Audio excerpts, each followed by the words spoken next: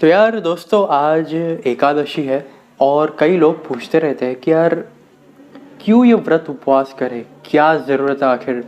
भगवान क्या चाहते हैं कि हम भूखे रहे? भगवान इतने क्रूर है कि हम भूखे रहे? कोई ज़रूरत नहीं है, कोई शास्त्र में नहीं दिया है कि भूखे रहना चाहिए।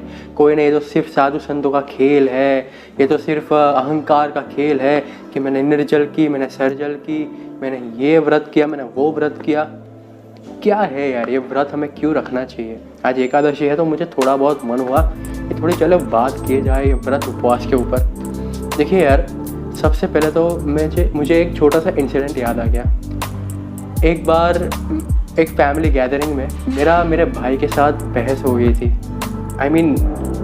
आर्ग्यूमेंट हो गई थी कि ये एकादशी व्रत उपवास आखिर क्यों करना चाहिए, है ना।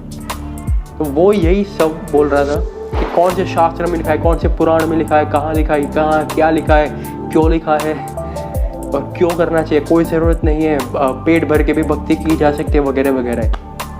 देखिए सबसे पहली बात, चलिए बात कर लेते हैं हम व्रत उपवास की, ठीक है। तो जब हम व्रत उपवास करते हैं, जिस तरह से हमें ये मशीन मिला है ना, देखिए हम शरीर नहीं, हम तो आत्मा है। आई होप आपको इतना तो पता ही होगा। तो ये मशीन है, ये शरीर क्या है, एक मशीन ही तो है। तो ये मशीन हमें भगवान ने दिया है। तो भगवान ने हमें ये मशीन दिया है, तो साथ में हमको थोड़ा बहुत इसका मेंटेनेंस का भी क्लू दे रखा है शास्त्रों में, है ना। तो ये व्रत उपवास जब हम करते हैं, शिवरात्रि का व्रत हो गया, नवरात्रि का व्रत हो गया, एकादशी का व्रत हो गया, है ना। और भी कई सारे प्रकार के व्रत आते हैं, सैटरडे के व्रत होते हैं, मंडेज के व्रत होते हैं, है ना। तो ये व्रत जब हम रखते हैं ना, तो हमारे डाइजेस्टिव सिस्टम को बहुत ही हद तक आराम मिलता है, रेस्ट मिलता है ना। और अगर हम खाते ही रहेंगे तो हमारा डाइजेस्टिव सिस्टम थोड़ा मैसअप हो जाएगा, है ना। तो ये व्रत उपवास से हमारा डाइजेस्टिव सिस्टम में थोड़ा बहुत उसको रेस्ट मिलता है और हमारे ब्लड में जितने भी इंटॉक्सिकेंट्स होते हैं तो वो भी थोड़ा नलीफाई हो जाते हैं, वो भी थोड़ा क्लीन अप हो जाते हैं जब हम व्रत रखते हैं।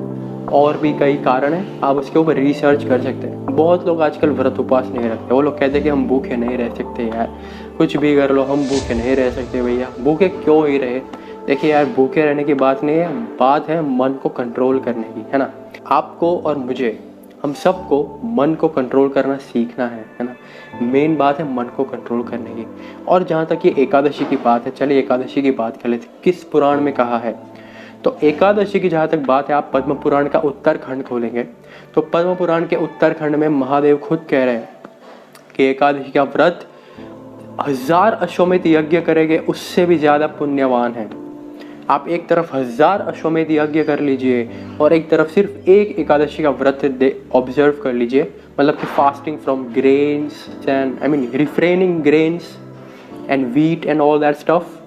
तो एक दिन आप अगर एकादशी का व्रत रख दीजिए और 1000 अश्वमेध यज्ञ कर लीजिए तो आपको एकादशी का पुण्य जो है वो ज़्यादा मिलेगा। अच्छा, और कहाँ गए हैं? तो वही पद्म पुराण के उत्तरखंड में युधिष्ठिर महाराज जब 3 अश्वमेध यज्ञ कर लेते हैं, है ना, तो भगवान श्री कृष्ण से पूछते हैं कि आपने चलिए मुझसे ये अश्वमेध यज्ञ तो करवा लिया, लेकिन मुझे बताइए, क्यूरियोसिटी है मुझे थोड़ी सी, ये जो हमने अश्वमेध यज्ञ किए हैं अभी, ये अश्वमेध यज्ञ से ज़्यादा पुण्यवान और क्या हो सकता है भला, क्या हो सकता है? ये युधिष्ठिर महाराज भगवान श्री कृष्ण को पूछ रहे हैं।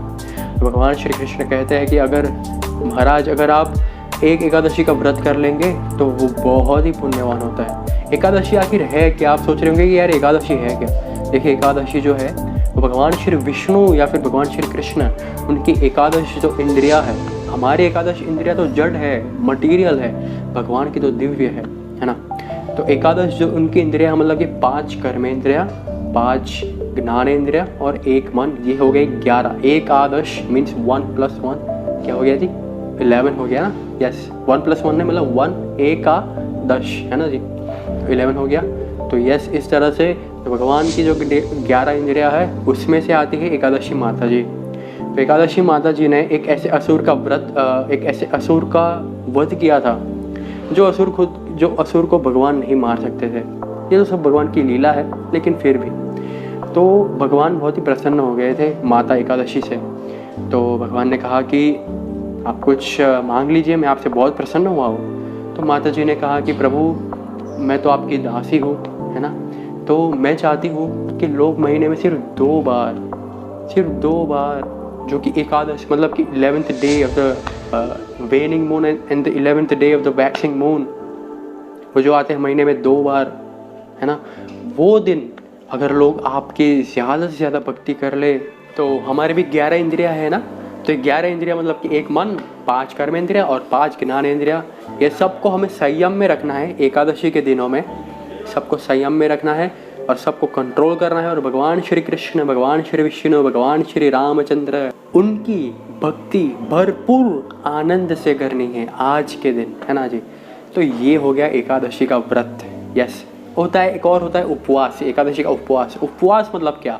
उप मतलब के निकट, यस, क्लोजर, क्लोजर, वास मीन्स टू स्टे, राइट। तो किसके निकट? आखिर भगवान के निकट, भगवान श्री कृष्ण, भगवान श्री राम के निकट। तो भगवान के निकट रहना है एकादशी के दिनों में। हमें यहाँ वहाँ मूवीज़ वगैरह नहीं देखना है ना, और सीरीज़ वगैरह नहीं देखना है। ज़्यादा से ज़्यादा सोशल मीडिया का त्याग करिए इस दिनों में और भगवान के निकट रहिए, भगवान का भजन कीजिए आज के दिनों में। और इस भाव से कि हम भगवान की भक्ति में पूरी की पूरी तरह से लीन है, इस भाव से हमें खाना पीना भूल जाना है यार एक दिन के लिए। तो इससे क्या होगा कि हमारा जो डाइजेस्टिव सिस्टम है उसका भी काम हो जाएगा, मतलब कि फास्टिंग भी हो गई और भगवान का भजन कीर्तन वो भी कर लिया। तो ये एकादशी का व्रत जो भी ऑब्जर्व करता है उसको आराम से विष्णु लोक, भगवान के वैकुंठ धाम में जगह मिल जाती है रहने के लिए। भगवान श्री विष्णु उनकी मुक्ति कर देते हैं। भगवान श्री विष्णु कौन है? मुकुंद है, मुक्ति के दाता है। जो व्यक्ति एकादशी का व्रत करेगा उसको आराम से मुक्ति मिल जाएगी, है ना जी। तो इसीलिए एकादशी का व्रत करना चाहिए। महादेव भी कह रहे हैं कि करना चाहिए, और हमारे श्री जी महाराज भी कह रहे हैं वचनामृत में करना चाहिए गढ़ड़ा प्रथम के। तो सभी के सभी आचार्य कह रहे हैं कि एकादशी का व्रत करना चाहिए, अवश्य हमें करना ही चाहिए एकादशी के व्रत। Thank you very much. अगर आपको ये वीडियो में थोड़ा बहुत जानने को मिला तो भगवान की कृपा है। जय श्री कृष्णा।